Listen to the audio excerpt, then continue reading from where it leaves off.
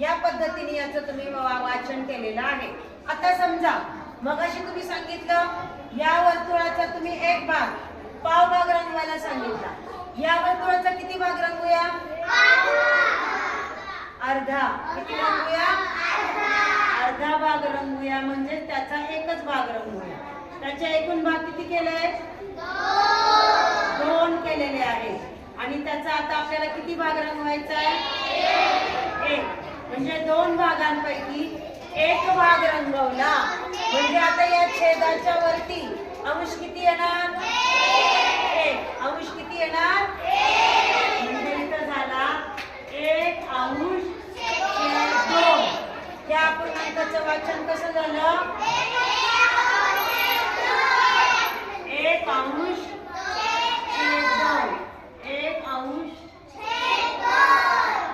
कळलं? तर हे 2 अपूर्णांक यातनं पाहिले. आता मी तुम्हाला एक आकृती देणार आहे, नीट पाहायची आहे आणि त्याचे किती समान भाग केले आणि त्या भागांपैकी किती भाग तुम्हाला काढायला सांगणार आहे आणि किती भाग रंगवायचे ते तुम्ही पाहायचे. ठीक आहे?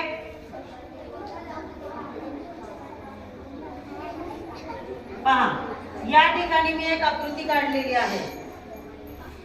आकृती दिसते सगळ्यांना? सगळ्यांनी पाहिली आहे? ठीक आहे. साक्षी पुढे. या आकृतीचे समान 2 भाग करायचे. इथं टच कर, पेन्सिल घ्यायची. हा, 2 भाग करते आकृतीचे समान. वर टच कर पूर्ण व्यवस्थित.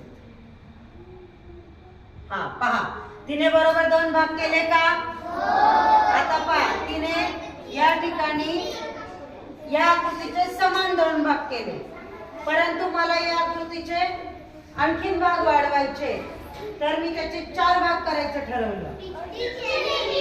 शाश्वतीय पुढे 4 भाग करायचे ठरवले, तर आता 2च झाले. मग मला आता अशी कोणती रेषा काढून त्याचे 4 भाग करता येतील?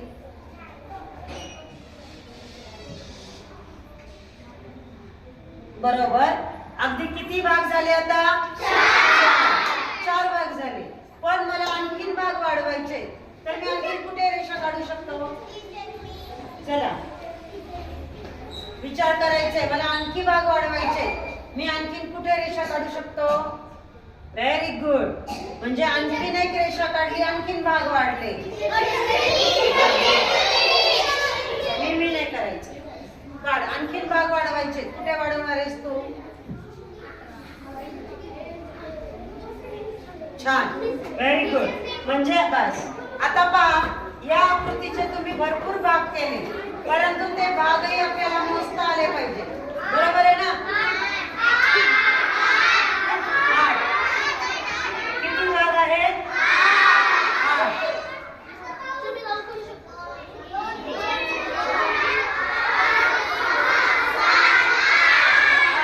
किती भाग आहेत समान? म्हणजे ही जी आकृती आहे याचे समान किती छेद काढले? किती भाग काढले? याचा छेद किती घ्यायचा? 8. छेद किती लिहायचा? आता 8 छेद काढल्यानंतर मला या आकृतीतले ईशान या आकृतीतील 3 भागांना रंगवायचे. किती भागांना रंगवायचे? 3 भागांना रंगवायचे. साई पटकडी. हा, आता या ठिकाणी या आकृतीतले 3 भाग तुम्हाला रंगवून दाखवतो.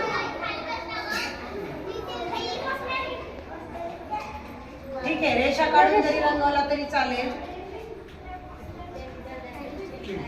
बस, पूर्ण नको भरू. घे पुढचा रंगव.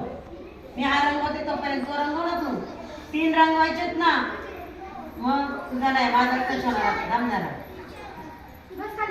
हा, घे पुढचा रंगव. आता कडेने फक्त हे नख नाही लावायचा, फक्त बोट. हे नख अजिबात लावायचे नाहीये.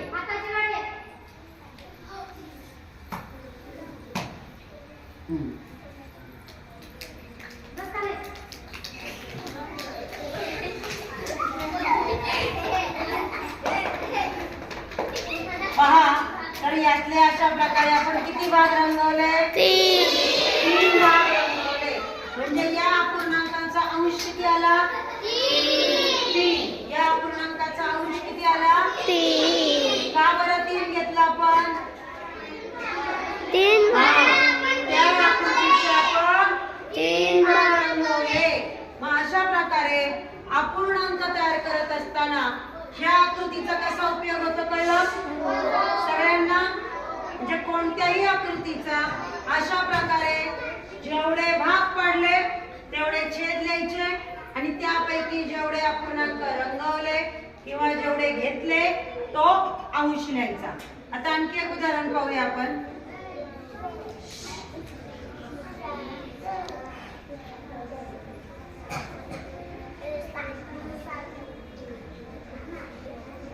पहा या ठिकाणी आणखी एक उदाहरण घेऊया आपण.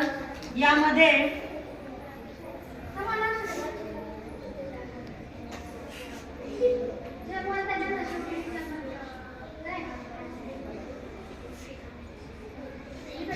समजा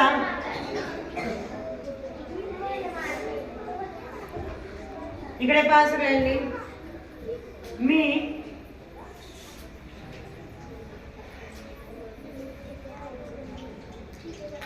या ठिकाणी हे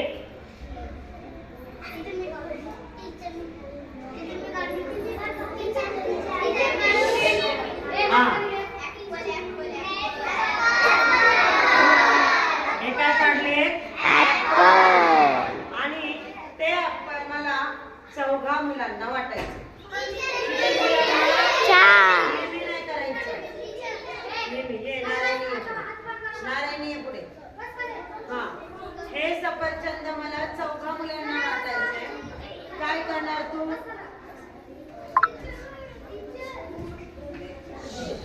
पहा तिने सफरचंदाचे किती भाग केले?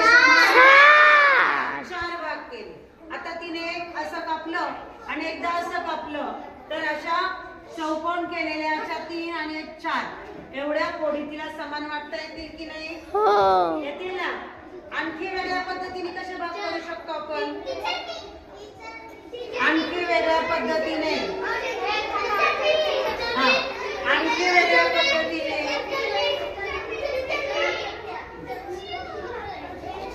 चला पटकन या.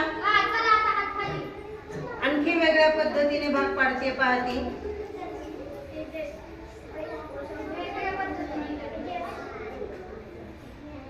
Very good. हिने सफरचंदाचे उभे काप केले. उभं कापलं की नाही? मग उभे काप केल्यावर पण किती भाग झाले? 4 भाग झाले. अशा प्रकारे हे सफरचंद आपण पाहिजे त्या पद्धतीने फोडी करून वाटप करू शकतो.